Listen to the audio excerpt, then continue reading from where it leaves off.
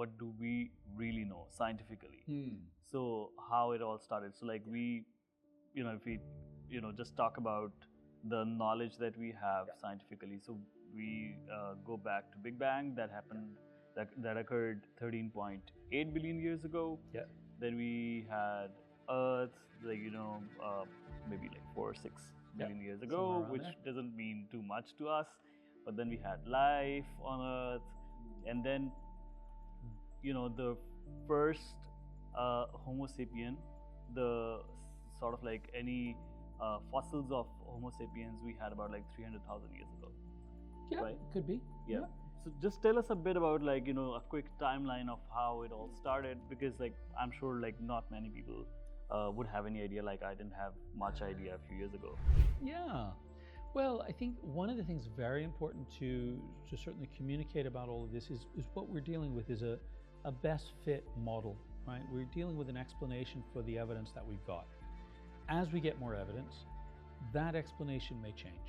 So, the Big Bang Theory, as you say, 13, 14 billion years ago, but there are now some physicists who would say, actually, maybe there wasn't a Big Bang. Maybe it's something else. We don't really know. We can get back to something significant happened. We know that. But also in terms of a lot of our dating of the universe is really limited by our capacity to sense what's out there. Yeah. And so we say the universe is 13 billion years old because that's kind of as far as we can see. Beyond that, we don't know. We're on safer ground when it comes to our own kind of hominin lineage. 250, 300,000 years ago, we have anatomically modern humans, Homo sapiens sapiens. We have Neanderthals who sort of coexist along with us until about 40,000 years ago. We're on relatively safe ground there because the fossil record, although it still has some gaps, we still would like to have more of them.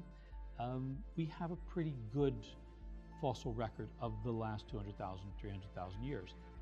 But we know that, so I was talking about the Paleolithic, that's from about 3.3 million years ago, which is our first evidence of tool use, right? Tool manufacture, tool use. So we're saying that something happened then, which led to the Old Stone Age, Paleolithic, from 3.3 million years ago until the New Stone Age, 10 to 12,000 years ago. Now the problem with that is that because we simply haven't found the fossils from 3.5, 3.6, 4 million years ago, or is it because something did happen then?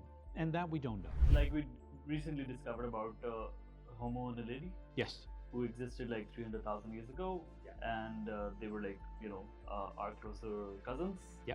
So all these like, what do you call that? Like the kinds of humans, they coexisted for a long time then.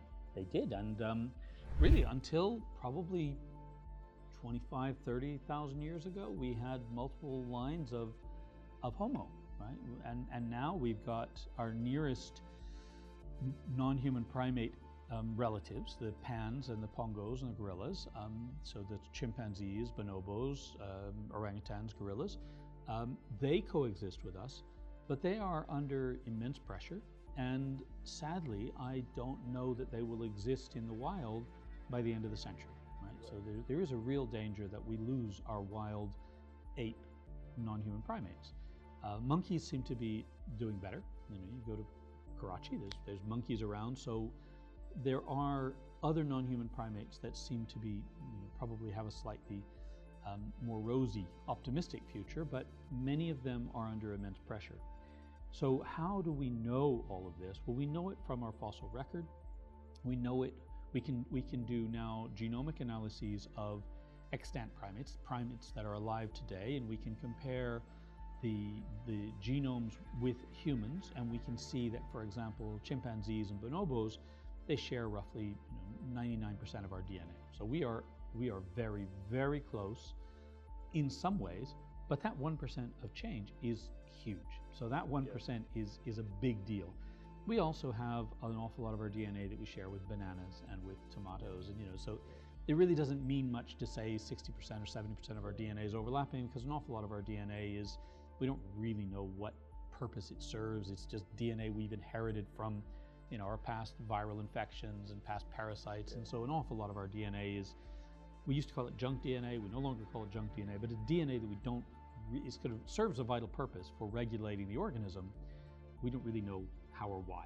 And you know, even I read a paper recently, I can't remember the author, it was talking about DNA. We think DNA is the blueprint for life, but actually it may not be.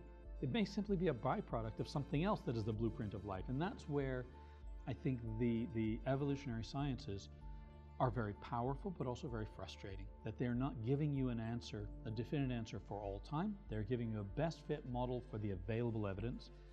As we get more evidence, that model will have to adjust, which is true of all scientific models. All scientific theories are susceptible to change in the face of new evidence. This kind of modern synthesis, combining Darwinian ideas of selection with Mendelian ideas of inheritance, actually this really has stood pretty well for a long time. So I'd be shocked if that modern synthesis gets thrown out. It's not going to get thrown out, but the details will change. So our hominin lineage, we might, Homo naledi we may decide actually this is too neat, it's too true, it's too wonderful and great to be true. Maybe it'll be like the Piltdown man, maybe it'll turn out to be a hoax. I don't think so, right? I'm not accusing, please, I'm not accusing them of that, but there are things, when things look too good to be true, they often are. And this, the whole research around naledi is fascinating, and it seems to be really so wonderfully complete that we need to look into it in a lot more detail.